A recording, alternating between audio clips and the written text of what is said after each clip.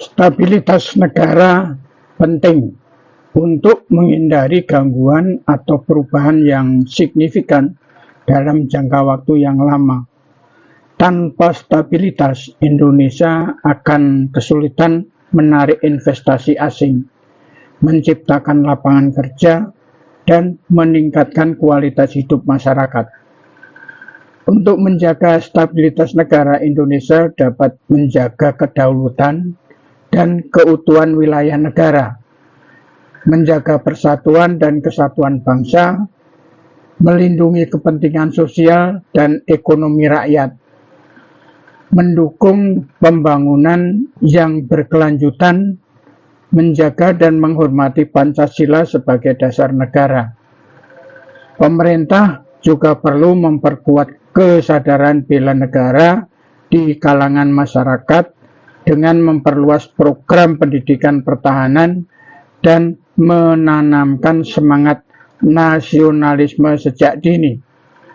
Dengan strategi pertahanan yang adaptif dan komprehensif, Indonesia dapat memastikan keamanan nasionalnya tetap terjaga serta mendukung stabilitas dan kesejahteraan rakyatnya. Keamanan nasional, penguatan militer dan industri pertahanan. Prabowo berkomitmen untuk membangun kekuatan militer Indonesia dengan meningkatkan kerjasama pertahanan internasional, mengadakan latihan militer bersama, dan mengembangkan industri pertahanan dalam negeri. Kerjasama intelijen dan teknologi dalam upaya menjaga stabilitas nasional. Pemerintah Prabowo mendorong integrasi intelijen yang lebih efektif dengan pemanfaatan kecerdasan buatan atau AI, serta kolaborasi antara BIN, TNI, Polri, dan Kejaksaan. Penguatan peran Indonesia di ASEAN dan Indo-Pasifik. Prabowo ingin meningkatkan pengaruh Indonesia dalam membangun kesadaran kolektif di ASEAN sebagai pemain kunci di kawasan. Langkah ini bertujuan agar Indonesia lebih eksis dalam dinamika geopolitik global serta mampu menjaga stabilitas keamanan di kawasan Indo-Pasifik. Keamanan cyber dan digital. Pemerintahan Prabowo juga menekankan pentingnya keamanan cyber untuk mengantisipasi ancaman digital yang semakin kompleks. Strategi ini melibatkan peningkatan kapasitas analisis data dan penguatan pertahanan cyber sebagai bagian dari perlindungan terhadap infrastruktur kritis nasional. Ketahanan nasional, modernisasi alutsista. Prabowo memprioritaskan modernisasi alat utama sistem senjata atau alutsista, termasuk pengadaan pesawat tempur Rafale F-15EX dan kapal selam Scorpion. Ini bertujuan untuk meningkatkan daya tangkal militer Indonesia. Ketahanan pangan dan energi, meningkatkan produksi pangan. Prabowo berkomitmen untuk memperkuat ketahanan pangan guna mengurangi ketergantungan pada impor dan menghindari krisis pangan. Kemandirian energi Indonesia didorong untuk memanfaatkan energi terbarukan guna mengurangi ketergantungan pada bahan bakar impor dan meningkatkan stabilitas ekonomi. Pembangunan infrastruktur dan pemerataan ekonomi dengan membangun jalan, pelabuhan, dan fasilitas umum, akses ekonomi masyarakat diperluas sehingga kesenjangan sosial dapat dikurangi. Program perumahan, rencana pembangunan 3 juta rumah untuk masyarakat berpenghasilan rendah bertujuan untuk meningkatkan kesejahteraan dan stabilitas sosial. diplomasi pertahanan dan hubungan internasional. Prabowo aktif membangun hubungan strategis dalam bidang pertahanan dengan negara sahabat untuk memperkuat posisi Indonesia di kancah global. Stabilitas politik. Prabowo Subianto mengelola stabilitas politik di Indonesia dengan menerapkan strategi politik inklusif dan merangkul berbagai pihak, termasuk mantan rival politiknya.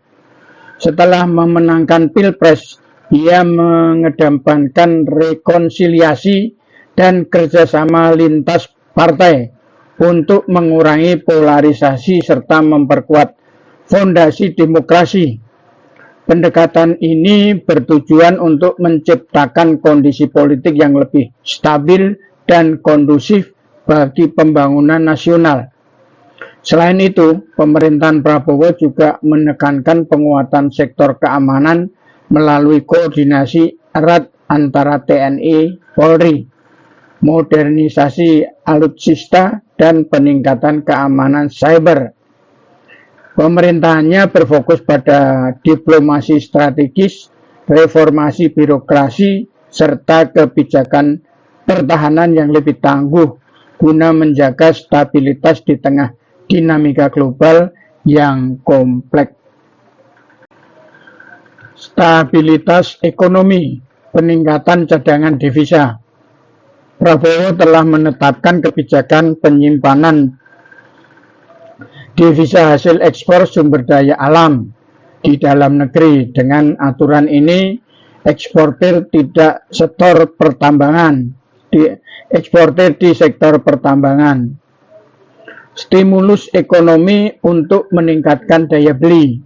Pemerintah akan memberikan berbagai insentif ekonomi seperti diskon tarif listrik, pajak pertambahan nilai ditanggung pemerintah untuk pembelian properti dan kendaraan listrik, serta pajak penjualan atas barang mewah ditanggung pemerintah.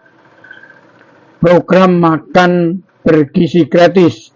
Program ini menargetkan lebih dari 82 juta anak sekolah dan ibu hamil untuk meningkatkan kesehatan dan gizi masyarakat.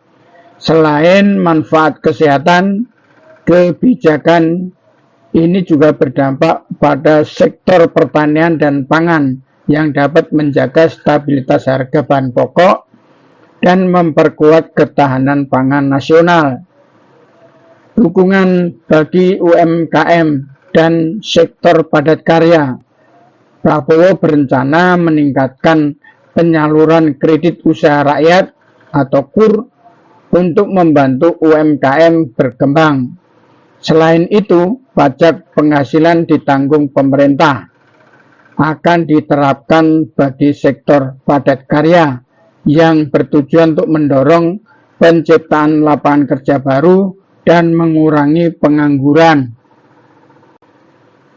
Dasar negara, penerapan sistem ekonomi berbasis Pancasila. Prabowo dan Gibran berencana mengembalikan sistem ekonomi yang berlandaskan Pancasila dan Undang-Undang Dasar 1945. Ini mencakup penguatan kemitraan antara pemerintah, sektor swasta, dan lembaga keagamaan untuk membangun masyarakat yang lebih adil secara ekonomi.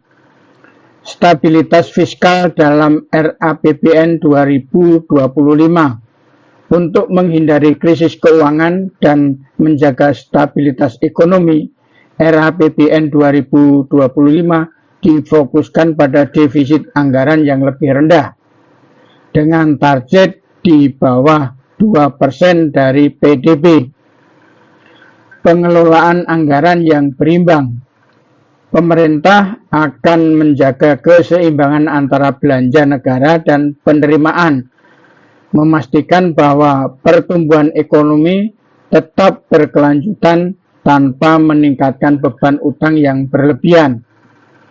Salah satu pendekatan yang dilakukan adalah mengalokasikan belanja negara secara proporsional dengan anggaran yang dialokasikan untuk investasi pembangunan serta transfer ke daerah untuk meningkatkan kesejahteraan masyarakat.